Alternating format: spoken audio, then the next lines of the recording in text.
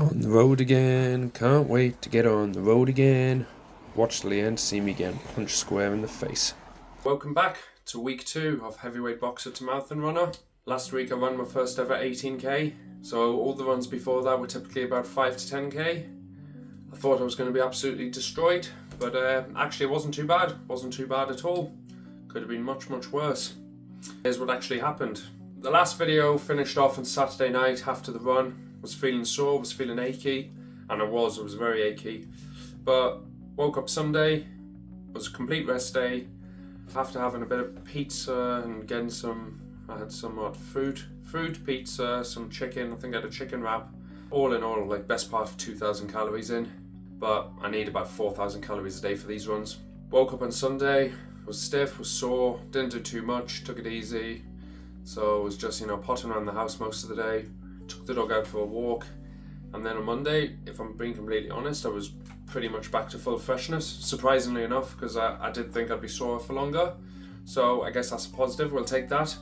I had good recovery, good sleep on the Saturday night. I think about 7.5, 8 hours. I always seem to sleep extra well after the long runs, so that's one thing I look forward to.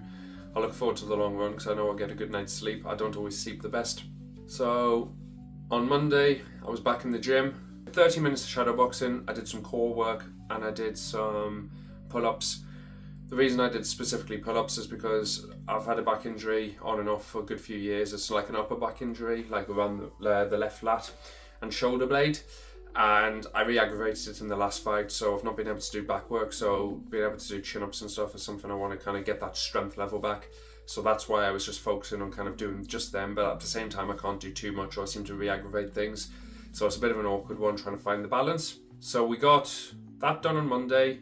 I said shadow boxing, chin-ups, and some core work. So we did side leans and we did some weighted decline sit-ups.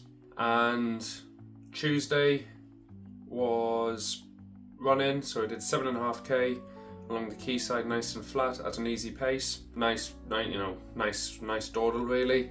Compared to all the running sessions in the week, the Tuesday one is like the easiest one. I mean, the name's in the title, easy run, but the distance is easy as well because the long runs aren't so much hard in terms of intensity. It is just a sheer distance. You're talking about 2 hours of solid exercise at this moment, which will be pushing up to about 3 hours, maybe even 3 hours 30, getting closer to the marathon. But for now, 2 hours.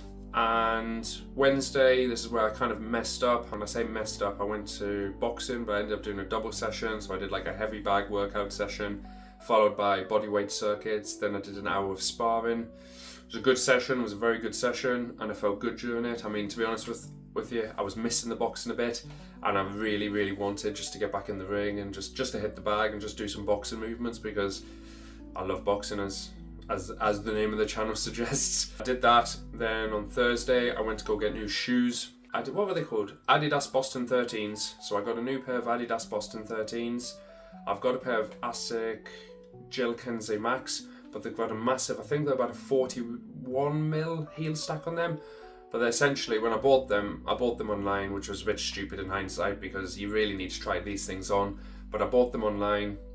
They were way too soft from the get-go. Like I kind of felt when I put them on that, yeah, they took all the shock. Like you don't feel anything in your joints. They're really soft, really spongy, but at the same time they give you no energy transfer back, and they're very like flat and unresponsive. The new pair I've got have about, I think they're about a 34mm stack, so they're still quite a high stack, but they're a more responsive foam, and they've also got, I think I'm not sure if it's carbon or just a plate in them, but the plate gives you a bit of snapback from the force you put in, so again, keeps your strides fast. So I got these new trainers, went straight on the treadmill, straight into the gym after getting them, did an upper body workout, so just 2 exercises for shoulders, arms, core, and back, but again, back was a bit light because of the injury. And then straight after that, jumped on the treadmill. We did 5-minute warm-up followed by a 4k tempo run. I know it's a bit on the short side, but I was a bit late on time because I'd left it that late to go to the gym buying the shoes. So jumped on the treadmill, did the first K at 11.5k after the 5-minute warm-up. So first K at 11.5k per hour, middle 2 kilometers were at 12 kilometers an hour, and the final kilometer was 12.5 kilometers an hour, and on the cardio side of things it was easy, and on the keeping the pace up it was so much easier as well, and my legs were actually quite fatigued from the boxing. So this is where I messed up. I normally do my long runs on a Saturday. I had to push it back to the Sunday, so Friday was a rest day. I mean, it was Easter weekend, so fair enough. You know, I'm always a big believer of just breaking things up because it helps with the motivation. If you go on holiday, do things differently, enjoy yourself, don't be watching calories and this and that.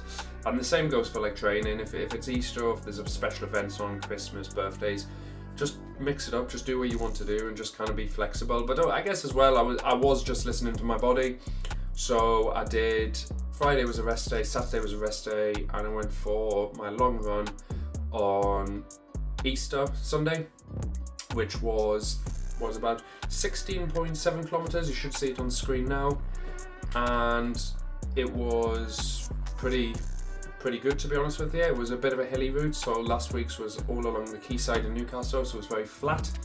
This one was a very hilly route. I mean, at one point there was a 1.5k constant incline, but you know what, could have been much worse. I felt good. The 2 days of recovery worked really well, and I felt good afterwards.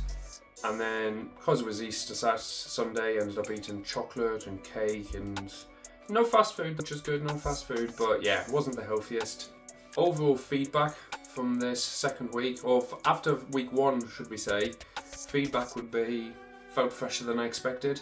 I think I did a good 30 something kilometers, and I was expecting to feel, what is it, 34k? 18 plus 10 plus 32 kilometers last week, and I was expecting to feel pretty tired and sore this week.